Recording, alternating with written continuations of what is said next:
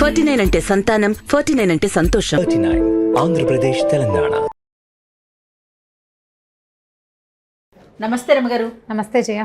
రమగారు, కొంతమంది ఇళ్లలో ఇంట్లోనేమో రుసలాడుతూ ఉంటారండి.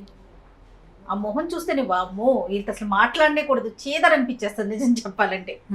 బయటికి వెళ్ళి మాత్రం గుమ్మం దాటటం చాలు ఎంతో మర్యాదగా మాట్లాడతారు. ఇరుగు పొరుగుతో కావచ్చు, ఫ్రెండ్స్తో కావచ్చు, లేకపోతే ఫోన్లు వచ్చినా సరే ఎంత ఓపికగానో ఎంతో మర్యాదగా ఎంతో టైం ఇచ్చి మాట్లాడతారు. ఇంట్లో ఆడమనిషి ముఖ్యంగా ఏ మాట అడిగినా విసుగు అనిపిస్తుంది. ఒక మాట ఎక్కువ, రెండో మాట తక్కువ అన్నట్లుగా మాట్లాడతారు. ఓపిక లేనట్లు మిగతా కోపం మొత్తం ఇక్కడ చూపించేస్తూ ఉంటారు. భలే కష్టం అనిపిస్తుంది కదండి ఇళ్లలో ఉండే వాళ్ళకి.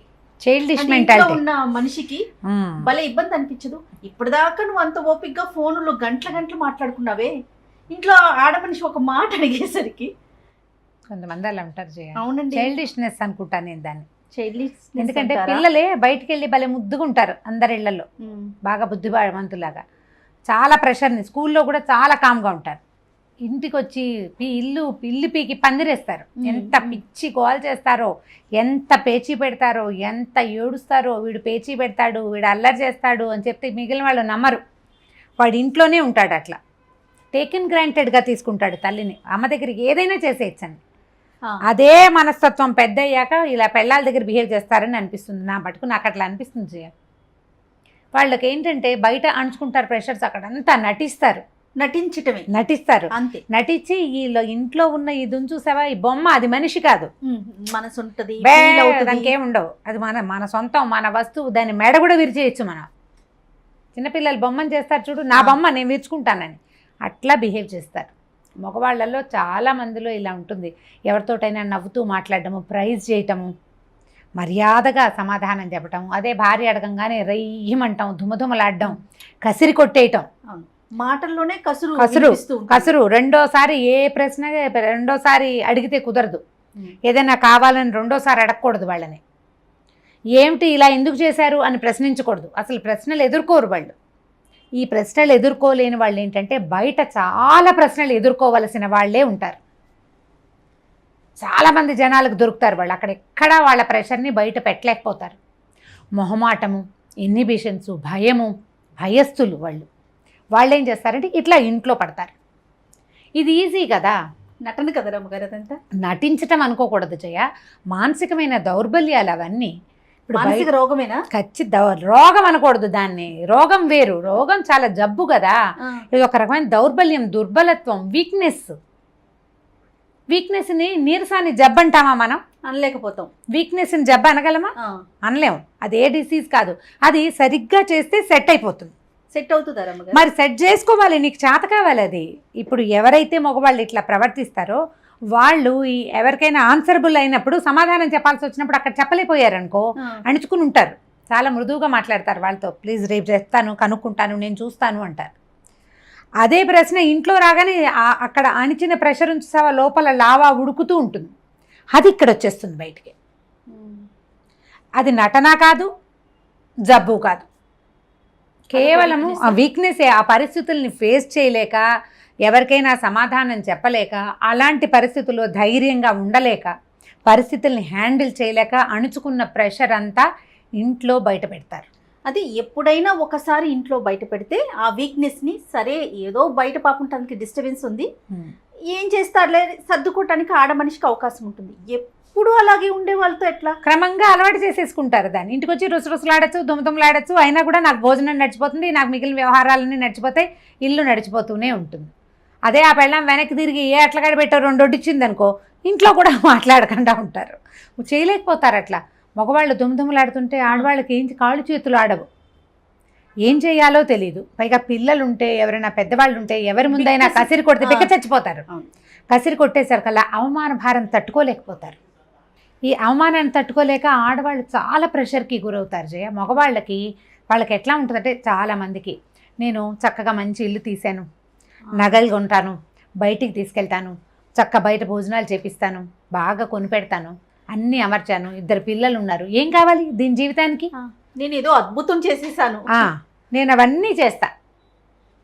తను విసుకోవటము, తను అట్లా కసిరేయటము ఈ ఆడ మనిషి మీద ఎలాంటి ఇంపాక్ట్ని చూపిస్తుంది, ఆ అమ్మాయి ఆ ప్రెషర్ని ఎక్కడ బయట పెట్టుకుంటుంది అనేది అర్థం చేసుకోరు జయ. 50% ఆడవాళ్ల తాలూకు బీపీలకి, స్పాండిలైటిస్కి, తర్వాత రకరకాల అనారోగ్యాలు, తొందరగా డయాబెటీస్ రావడానికి ఇది కారణం. బయట పెట్టుకోలేకపోతే ప్రెషర్ని, ఆ ప్రెషర్ వీళ్ళే తీసుకోవాల్సి వస్తుంది. పనులు తప్పవు, పిల్లలు తప్పరు, పిల్లల్ని చూసుకోవద్దు. శారీరకంగా కొంత ప్రతి నెలా వచ్చే బలహీనత కొంత ఉంటుంది. ఇంత కసిరి కొట్టిన వాడితోటి మామూలుగా ఉండాలంటే ఎంత దించుకుపోవాలి లోపల ఎంత కష్టం. కసిరేసినా మళ్ళీ మామూలుగా ఉండి తిండి అమర్చి పెట్టాలంటే మనకు కూడా విసిరేసే అవకాశం వస్తే బాగుండు అనిపిస్తుంది. ఆ విసిరే అవకాశం ఉన్నవాళ్ళు విసిరేస్తారు, గోల్ చేస్తారు, పోట్లాడతారు. ఇల్లు రణరంగంలాగా ఉంటుంది. ఆయన విసుకుంటాడు, ఆవిడ విసుకుంటుంది. పిల్లలు ఎక్కడికి పారిపోదానరా దేవుడా అని ఏడుస్తూ ఉంటారు. అత్త మామ ఇంట్లో ఉండలేరు. ఈ ప్రెషర్ అణుచుకోలేని ఆడవాళ్ళు ఇలా ప్రవర్తిస్తారు, గొడవలు అయిపోతాయి. ప్రెషర్ అణుచుకునే వాళ్ళు అనారోగ్యాల పాలైపోతారు. తొందరగా వృద్ధాప్యం వచ్చేస్తుంది. అడగలేకపోతారు, అడగలేరు, ప్రెషర్ని అణుచుకోవాల్సి వస్తుంది. ప్రతి మగవాళ్ళు భార్య వీక్గా కనపడుతున్నా, లేకపోతే తొందరగానే తనకంటే 5-6 ఏళ్ళు చిన్నది ఏజ్డ్ లుక్ ఎందుకు వచ్చింది ఈ అమ్మాయికి అనేది ఆలోచిస్తే దానికి కారణం 50% మనమేనని తెలుస్తుంది. 100% అని నేను అన్నాను. ఖచ్చితంగా 50% మగవాళ్ళ దౌష్యము, వాళ్ళ విసుగు, వాళ్ళు కసిరేసేయటము, వాళ్ళ అవమానించటము పదే. మీ అమ్మ, మీ నాన్న, మీ అక్క, మీ చెల్లి అండమే కాదు, అదే నిన్ను నువ్వు బాడీ షేమింగ్ చేయటం, ఏదైనా అడిగితే సమాధానం చెప్పకపోవటం, వాళ్ళకి కావాల్సింది ఏది సరిగ్గా చేయకపోవటం. కొంతమంది ఉంటారు నో అంటారు ప్రతిదానికి. ఈ పెద్ద మనుషులు చాలా మంది ఉంటారు, కానీ తర్వాత చేస్తారు. మొదట నోని వాళ్ళు తట్టుకోలేకపోతారు, ఆడవాళ్ళు తట్టుకోలేరు. సరే, వాళ్ళు ఇంకా రెగ్యులర్ గా మళ్ళీ తర్వాత చేస్తున్నారు అనుకోండి, మొదటి నూనె యాక్సెప్ట్ చేసేయచ్చు. ఎప్పటికైతే కాదు జయ. ఇప్పుడు ఎలా ఉంటుందంటే మామూలుగా మనమే ఉన్నామనుకో బాగానే ఉంటుంది. అదే ఎవరి ముందైనా నో తీసుకోవాల్సి వస్తే ఇబ్బంది అనిపిస్తుంది కదా, అవమానకరంగా అనిపిస్తుంది కదా. ఇది వరకటిలాగా లేవు రోజులు. ఆడవాళ్ళు పూర్తి స్థాయి డిపెండెంట్స్గా ఈ రోజున లేరు. మగవాడు తెచ్చిపడేస్తే ఇల్లు దిద్దుకోవటమే ఈ రోజు ప్రపంచం కాదు. ఉద్యోగం చేయకపోయినా ఇళ్లల్లో ఉండే వాళ్ళైనా సరే, హౌస్ వైఫ్స్ కొంత తక్కువే ఉన్నారు. ఒకవేళ హౌస్ వైఫ్స్ ఉన్నా కూడా వాళ్ళకి కూడా జీవితం టఫ్ టాస్క్గానే ఉంది ఇప్పుడు.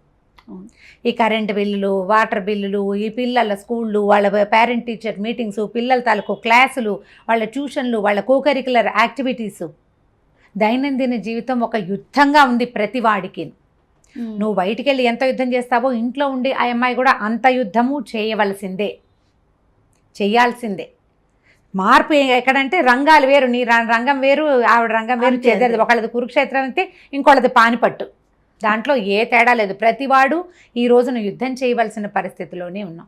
భార్య ఉద్యోగం చేసే అమ్మాయి అయితే మరీ కష్టం. ఒకవేళ ఇంట్లో ఉండే భార్యలు డిప్రెషన్కి గురవుతున్నా, డిప్రెషన్లోకి దిగిపోతున్నా, తొందరగా అనారోగ్యాల పాలవుతున్నా, తర్వాత మానసికంగా వీళ్ళు ఏదైనా ఇబ్బంది పడుతున్నారనిపించిన, ఏజ్డ్ లుక్ వచ్చేస్తున్నా, మొట్టమొదట మీ పరిస్థితి ఏమిటి అనేది మగవాళ్ళు ఆలోచించుకోవాలి. మనం ఏం చేస్తున్నాం, వీళ్ళు ఇలా అవ్వడానికి మన పాత్ర ఉందా అనేది ఆలోచించుకుని కరెక్ట్ చేసుకోవాలి.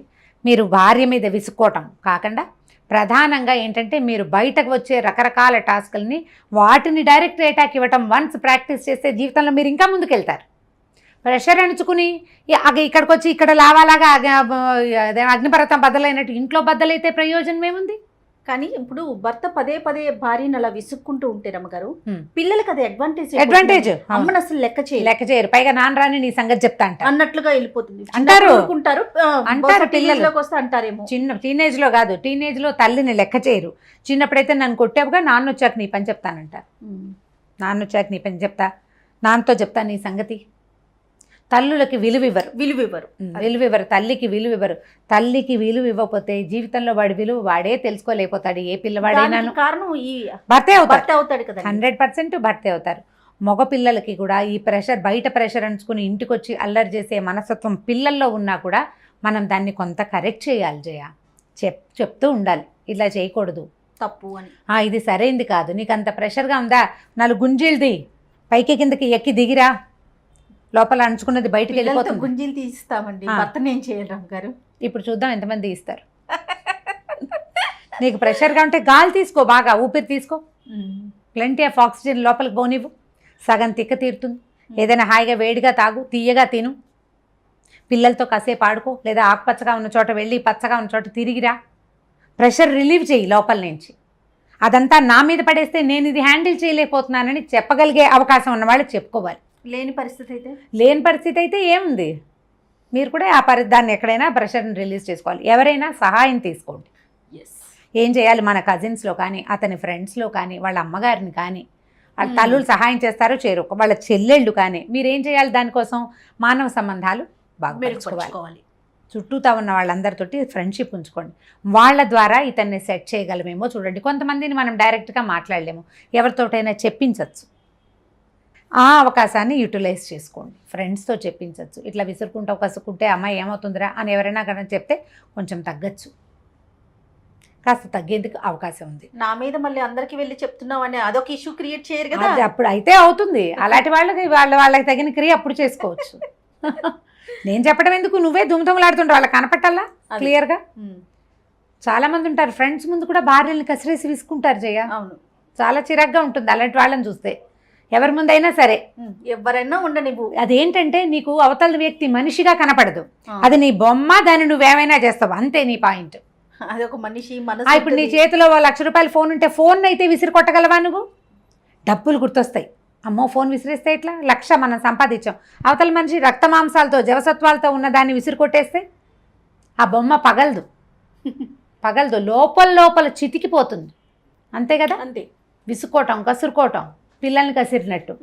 మనం పిల్లల్నే కసరకూడదు. ఇప్పుడు వారి పెద్దవాళ్ళని, తల్లుల్ని కసిరితే ఎట్లా? అవును, జీవితం పాడైపోతుంది. మనకి సమాజం బహు చిన్నది, మన ప్రపంచాలు చాలా చిన్నవైపోతున్నాయి. 100 మంది మగపిల్లలకి 100 మంది ఆడపిల్లలు లేని రోజు ఇది. 80 మంది 85 మంది ఆడవాళ్ళు ఉంటున్నారు. ఇప్పుడు మనకు దొరికిన ఒక భార్యని, మాకు దొరికిన కంపెనీని కాపాడుకోవాలి. ఈ పరిస్థితి వస్తే మగవాళ్ళని హ్యాండిల్ చేయాలి, మనం మాట్లాడుకోవాలి, విషయం చెప్పగలగాలి. ఒకవేళ చెప్పలేకపోతే ఎవరితోటైనా చెప్పించే ప్రయత్నం చేయాలి. అతని ఇంటికి రాగానే విసుకుంటుంటే కనుక విసుగొచ్చే ఏ పరిస్థితిని ఇంట్లో ఉంచకుండా జాగ్రత్త పడండి. కనీసం అదే అలవాటుగా మారిపోకుండా చేసుకోండి. ప్రతిసారి జాగ్రత్తగా ఉండలేకపోతాం, కానీ వాళ్ళకి హ్యాబిట్ అయిపోతే కష్టం కదా.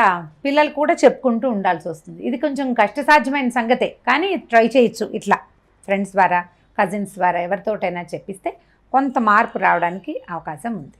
రైట్ రామ్ గారు, నమస్తే. నమస్తే జయ. ఈ వీడియో కనుక మీకు నచ్చినట్లయితే లైక్ చేయండి, షేర్ చేయండి. మరిన్ని వీడియోస్ కోసం మా ఛానల్ని సబ్స్క్రైబ్ చేసుకోండి.